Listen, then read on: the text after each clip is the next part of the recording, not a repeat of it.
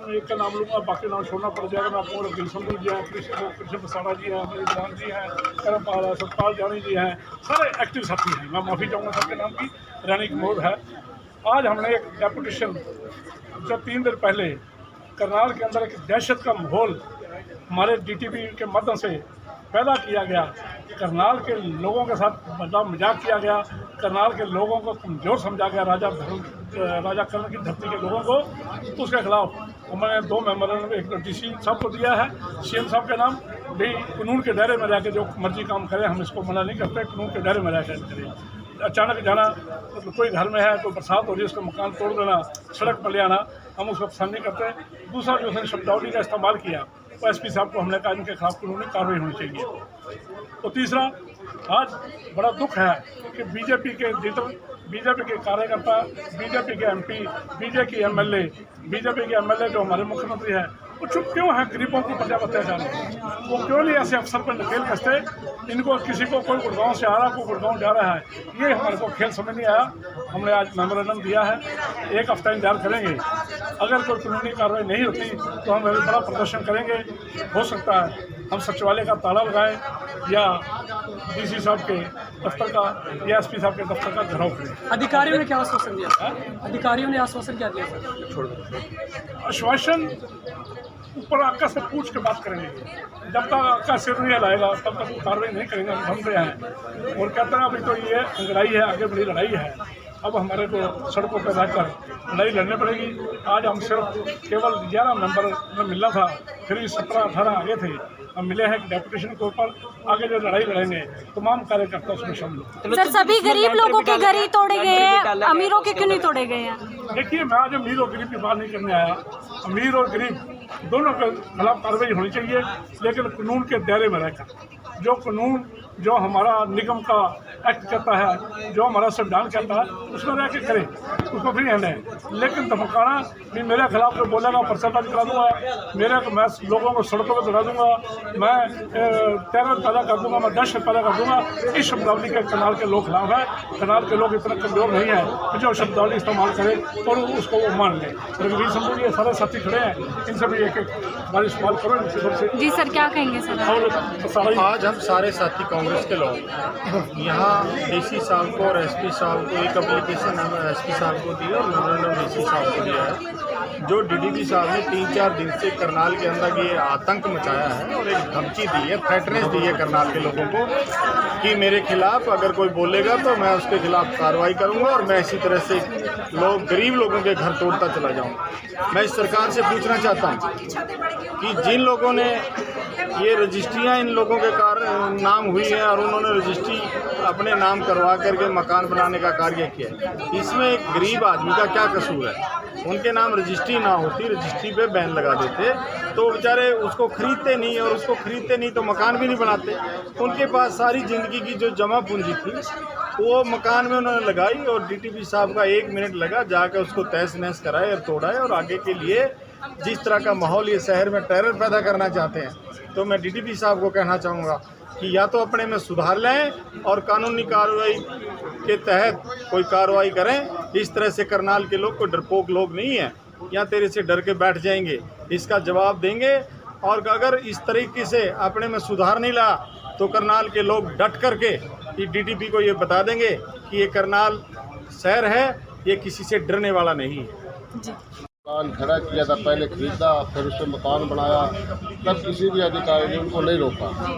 और अब जो मकान बन के तैयार हो गया, उसमें बच्चे रहने लग गए सब। मुख्यमंत्री ने कहा था कि जिसके घर की छत बन जाएगी उसको नहीं तोड़ा जाएगा। मुख्यमंत्री तो साहब एक खबर है, उसको तो कोई खबरें नहीं रहती करनाल के बारे में, क्या करनाल में घटित हो रहा है। जब सब कुछ मलिया मेट हो जाता है तब आदेश करता है कि अब ऐसे नहीं होगा। अब देखो पीछे DTP थे जो वो अंदर है जेल में, करोड़ों रुपये उनके यहाँ से बरामद हुए, उन्होंने उत्पाद मचाया था।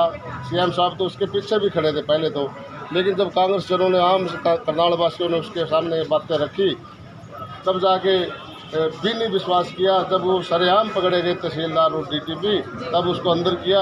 अब ये भेज दिया, ये गुड़गांव से आया, जहाँ पर हमारे DC साहब गए हुए हैं, वो ये लिपा पोती करने के लिए यहाँ पर इसको ट्रांसफ़र किया इसका, और ये फिर यहाँ तक भला के पैसा क्या करेगा, ये क्यों खाम खाई करता है? इसलिए करता है कि दबाव में आए लोग, दहशत में आए, और दहशत में आने के बाद लोग उनसे सेटिंग करें। तो यही तो काम हो रहा है। आखिर गरीबों के साथ ऐसा क्यों? तो गरीबों के साथ इसलिए भाई ये जो पार्टी है, जो ये भाजपा सरकार है, ये सरमाएदारों की पार्टी है, ये गरीबों की पार्टी नहीं है। गरीबों के दुख दर्द को नहीं जानती, ये किसी परिवार के दुख को नहीं जानती, यही एक कारण है।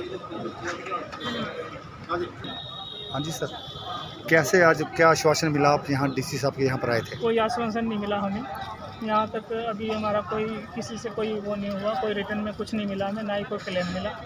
हमें तो उल्टा बिठाया गया है कि भाई बैठो, हम मीटिंग बनाएंगे।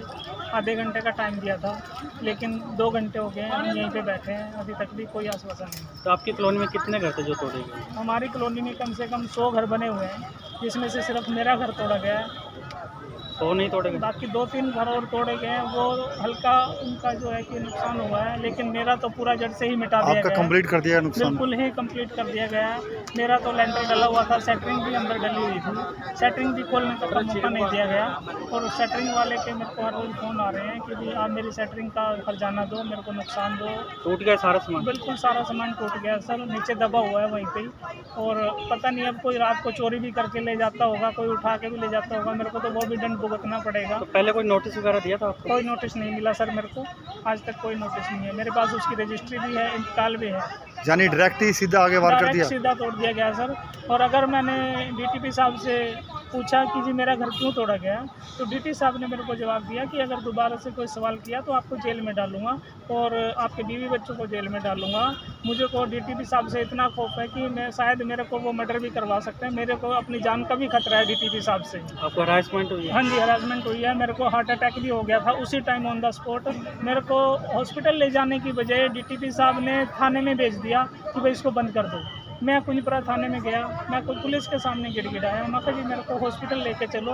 वो हॉस्पिटल नहीं लेके गए, मैं पुलिस वालों से छूट के साथ में सरकारी हॉस्पिटल है वहाँ पे गया। वहाँ पे हॉस्पिटल वालों ने फिर मेरे को फर्स्ट एड दिया। मेरे मिसेज को आए रात को, शाम को आए उसी टाइम, फिर 1-2 घंटे के बाद फिर मेरे को वहाँ से एम्बुलेंस में, तब तक मेरे को करनाल ट्रामा सेंटर में भेज दिया गया था। फिर ट्रामा सेंटर में मेरी ट्रीटमेंट हुआ, मेरे पास ECG भी है और सब कुछ है। मैं फिर वहाँ से इलाज कराया, उसके बाद मेरे को रामा हॉस्पिटल में भेजा गया। फिर मैं वहाँ से छुट्टी होकर घर गया, तब जा कर के फिर आप लोगों के सहयोग से मैं पब्लिक के सामने आया, नहीं तो मेरे को पब्लिक के सामने भी नहीं आने दिया जा रहा था। कितनी देर बैठे थे आप थाने में? थाने में सर मेरे को कम से कम 1 घंटा बिठा के रखा गया और वहाँ से मेरे को कुछ भी नहीं, कोई, मैं उनके सामने, मेरे सामने जो वो पुलिस वाले थे, मैं उनके सामने हाथ जोड़ता रहा, मेरे को पानी तक नहीं पिलाया गया उसको थाने के अंदर।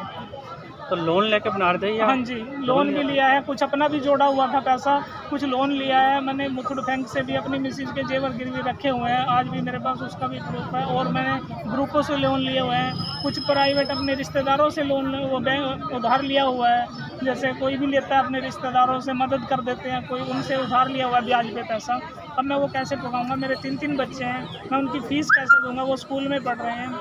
स्कूल वाले डेली फ़ोन करके कहते हैं कि भाई आप अपने बच्चे की फ़ीस जमा करिए, नहीं तो हम इसका नाम काट लेंगे। अब मैं उनकी फ़ीस भी कैसे दूंगा? मेरा तो 20 लाख रुपए का नुकसान कर दिया है सरकार ने। अब 20 लाख तो वो गया सर मेरा, अगर मैं उसको दोबारा से खड़ा करूँगा तो मैं पीछे 50 साल पीछे चला गया। मैं अगले 50 साल तक भी, मैं जब तक जीऊँगा अपना घर नहीं बना सकता। सब खत्म हो गया? सब खत्म हो गया सर मेरा, बिल्कुल ज़िंदगी से मैं बिल्कुल बेबस हूँ। तब आज किससे मिलने आए? आज हम डीसी साहब से मिलने आए थे, ADC मैडम से मिले, SDM साहब से मिले। उन्होंने DC साहब से नहीं मिलवाया, हमें DC साहब नहीं मिले और हमें बोल दिया गया कि भाई हम मीटिंग बना के जांच कराएंगे। तो अशोक जी जुड़ रहे हैं, अशोक जी क्या कहना चाहेंगे? जैसे DTP ने कहा कि अगर मेरे खिलाफ बोले तो तुम्हें अंदर करवा दूंगा, ये क्या माजरा है? हमें तो ये नहीं समझ में आता है ऐसे अधिकारी सरकार द्वारा चुने कैसे जाते हैं, कैसे लगाए जाते हैं इन पोस्टों पर। और मतलब एक रवैया प्रशासन का है ना, जनता के प्रति उत्तरदायी होता है। कोई भी ऑफिसर है वो जनता के लिए चुना जाता है, जनता के लिए लगाया जाता है। और जनता के साथ में अगर ऐसा करेगा कि मैं तेरा पर्चा दर्ज कर दूंगा, तेरे को अंदर डाल दूंगा, और उनका आप सोशल मीडिया पर देख सकते हो क्या रवैया है। मतलब ऐसा रवैया हमें नहीं, मतलब देश के प्रधानमंत्री नरेंद्र मोदी हैं, वो भी नहीं कर सकते ऐसी कितनी तानाशाही जैसे उसने दिखाई है। चलो या हम तो ये पूछना चाहते हैं भाई, जब रजिस्ट्री आप करने वाले हो, आपकी जमाबंदी आप देने वाले हो, आप NOC आप देने वाले हो, उसके पानी का कनेक्शन आप देते हो, बिजली का कनेक्शन आप दे रहे हो, जब सारा कुछ आप करते हो, अगर आपके पास बिल है तो हम तभी, आपने मोबाइल खरीदा कहीं से तो उसका बिल ही प्रूफ है ना, जेन्युइन है। और हमारे पास सारा चीज़ है, तो उसके बाद भी आप गरीब लोगों के घर। और मेरे को एक छोटी सी बात और कल पता लगी, आज देखो ये प्रशासन कितना मतलब कैसे लोगों के साथ गेम खेलता है। कहते हैं कल हम आंदोलन करने वाले सारे ज़्यादातर गरीब लोग थे, अब उसमें भी ये सुनने को आ रही है कि प्रशासन ये कह रहे थे कॉलोनाइजर थे, हम तो किसी को जानते नहीं भाई, हमने तो कोई देखा नहीं। हमारे को मतलब इस आंदोलन को ये कह के ख़त्म करने की कोशिश की जा रही है कि ये तो कॉलोनाइजरों की वो आड़ में खड़े हैं। भाई जिसका घर टूट गया इसको कॉलोनाइजर से क्या लेना, कॉलोनाइजर से दवा दो पीछे, अगर कॉलोनाइजर से दुश्मनी है ना इसको पैसे दवा दो, इसका घर बन जाएगा दोबारा। या जितने लोग बेचारे कोई घर में झाड़ू मार रही थी, कोई बर्तन साफ कर रही है, कोई मजदूरी करके अपना पता नहीं पेट का एक मतलब गवर्नमेंट एम्प्लॉय अच्छी पोस्ट पे बैठने के बाद भी वो रिटायरमेंट तक अपना घर बना पाता है, बच्चों को पढ़ा पाता है। और ये तो पता नहीं कैसे इन लोगों ने बेचारों ने किस तरह घर एक तिनका जोड़ के अपना एक छोटा सा आशियाना बनाया था। और इस सरकार द्वारा मोदी जी ने नारा दिया था कि 2022 में हर आदमी के घर पे घर होगा, गरीब आदमी के। ये नारा हमें नहीं समझ में आ रहा है कैसे नारा पर, या तो ये कुछ नई तरीका बना रहे होंगे घर उजाड़ के नया घर देते हों, भी ऐसा हो सकता है इनकी नीति ऐसी हो। तो मेरी तो आम जनता से भी है भाई, आप लोग कब जागोगे? राजनीति चाहे किसी पार्टी की हो, साढ़े अगर कोई गलत बोलता है ना, वो गलत करता है, कोई राजनीति में किसी पार्टी में अगर वो गलत कर रहा है ना, उसके खिलाफ आवाज़ उठाना सीख जाओ, तभी जनता का भला होगा, नहीं तो कोई भला करने वाला नहीं है। और मेरी जनता से भी अपील आप लोगों के माध्यम से कि इस मुद्दे में आप लोग आएँ, सभी साथी आएँ, इसमें खड़े हुए, क्योंकि आज इस भाई का घर टूटा है, शायद कल मेरा टूटे, या कल ये कहते हैं कि लीगल उसमें लो। आपने लीगल ऐसे इतने महंगे कर रखे हैं 50,000 स्क्वायर फीट का, कैसे कोई गरीब आदमी ले सकता है क्या? और उसने कहीं से दौड़ दिया तो आप वहाँ बोर्ड क्यों लगा देते हैं? भाई ये इलीगल कॉलोनी है, आप रजिस्ट्री क्यों करते हो? मैं एडीसी मैडम के एक छोटे बयान से बड़ा आत हुआ, वो कहती है वहाँ बोर्ड लगा तहसीलदार ऑफिस में कि भाई ये इलीगल कॉलोनी है। अरे जो तुमने बोर्ड तो देख लिया, वो जो अफसर बैठा रखा तुमने उसको नहीं समझा सकते क्या भाई? रजिस्ट्री कैसे हो जाती है? रजिस्ट्री वही तो कह रहा हूँ कि रजिस्ट्री कर दी, उसके बारे में कोई क्वेश्चन आंसर नहीं है। कहते हैं वहाँ बोर्ड लगता है, आप लोग पढ़ नहीं सकते। अरे यार मजदूर आदमी है, उनको तो बेचारों को, तो एक भाई को तो मैंने देखा कॉलोनाइजर भी उनको तो ब्लैकमेल करते हैं, छोटी छोटी पर्चियों के उनसे किस्तें लेते हैं पैसे, एक कॉपी पे लिख दिया तेरे 5,000 आगे 10,000 आगे। मैंने उनको कहा बिहारी तुम हो वैसे है, ये तुम्हारे को कल 2 मारेंगे और तुम्हारे को पेल देंगे, तो तुम्हारे पास सबूत क्या है? कह रहे कुछ नहीं भाई, हमारे कॉपी पे लिख रखे उन्होंने। तेरी कॉपी कौन मानेगा? कोर्ट मानेगा या ये भ्रष्ट लोग मानेंगे जो उनके यहाँ चोर बैठे हैं? तो ये जो डीटीपी आया ना, इसका तो रवैया वो पहले यार जैसे लग रहा है। वो भी कहता था मैं बड़ा ईमानदार हूँ, मैं ये हूँ, या तो दबदबा बना रहे हैं। दबदबा कहता है ना, ये कह रहा है कि खौफ ऐसा हो जाएगा कि ये कॉलोनाइजर है ना, देख के सड़कों से भागेंगे, और भागते भागते मुझे लगता है कि इनके घर तक पहुंच जाएंगे मिठाई का डब्बा लेके, और फिर ये शायद लीगल हो जाएंगे। या कुछ कॉलोनाइजर के साथ इनकी तालमेल ठीक नहीं बैठ रहा, एक बसंत विहार से तोड़ा जाता है, एक इधर नेवल से तोड़ा जाता है, एक घर कहीं और से तोड़ा जाता है, मतलब हज़ारों की संख्या में से आपको एक घर मिलता है इलीगल। और मैं डीटीपी साहब को आपके माध्यम से भी कहना चाहता हूँ, और दूसरे चैनलों पर मैंने बोला डीटीपी साहब अगर इतने दमखम रखने वाले तो हमें आप पर प्राउड है, और वो प्राउड तब बनेगा आप हमारे साथ चलो, हम दिखाते हैं आपको अवैध कॉलोनी आज बनते हुए, अवैध बिल्डिंग बनाते हुए, 5 स्टार होटल बनते दिखाते हैं। अगर आप उन पे कार्रवाई कर देंगे ना, तो हम आपके साथ खड़े हो जाएंगे, फिर हम आपके नारे लगाएंगे पीछे। क्यों नहीं की जाती? इतने ज़्यादा दमदार हो ना, अगर आप इतने ज़्यादा सिंगम हो, तो हम आपके साथ में, हम आपके नारे लगाएंगे। आप दिखाएं, मैं दिखाता हूँ, मेरे साथ चले आते करनाल में दिखाता हूँ कहाँ अवैध कॉलोनी और वहाँ तोड़ के दिखाए। तेरी माँ ने दूध पिला रखा हो ना, या खट्टर साहब की माँ ने दूध पिला रखा, खट्टर साहब करके दिखा दे। अशोक जी एक बात बताइए, कभी ये ऐसा डीटीपी साहब तो नहीं करे जो पुरानी रजिस्ट्री तहसीलदार राजबख्श ने की थी उन्हीं को तोड़ रहे हैं, या कभी कुछ और स्कैंडल? देखो जो रजिस्ट्री हुई तो तहसीलदार उसने की थी, तो जब की थी तो मेरे को नहीं पता ये उनको तोड़ रहे हैं किसी को तोड़ रहे हैं, मेरे को लगता नहीं। अगर तोड़ी है एक कॉलोनी में 150 घर हैं, उनमें से एक ही घर मिला उनको तोड़ने के लिए, वो तो फिर दूसरे भी तो इलीगल है। एक जगह इन्हीं के घर के पास है ना, वो बड़ा शोरूम बन रहा है, उस पर पंजा वहाँ तक नहीं गया। तो मेरे को ये समझ में है दोहरी कैसा कानून काम कर रही है इस देश का, ये लोगों को पता नहीं कहाँ लेकर जा।